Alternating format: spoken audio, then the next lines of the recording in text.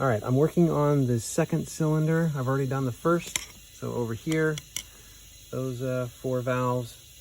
So the process is with this device here, and this thing and this, you put all that together and it allows you to compress the spring. So you first compress that spring that was over here. That allows you to remove the rocker arm. You then uncompress the spring. You then pressurize the cylinder, which is what this hose is here, and these gauges. So you can see it's pressurized. Once that's pressurized, that keeps the valve stem up. You then recompress the spring, remove the keepers, and then remove the keepers on the valve stem here, which is these little things.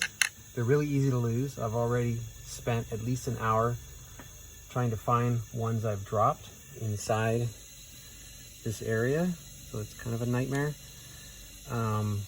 Take those off. Once you remove those keepers, it allows you to take the spring off. You then can take the seal off. That seal right there with the orange top is the new one. This is, you can see the old versus the new. You can see how much bigger this hole is compared to the new one.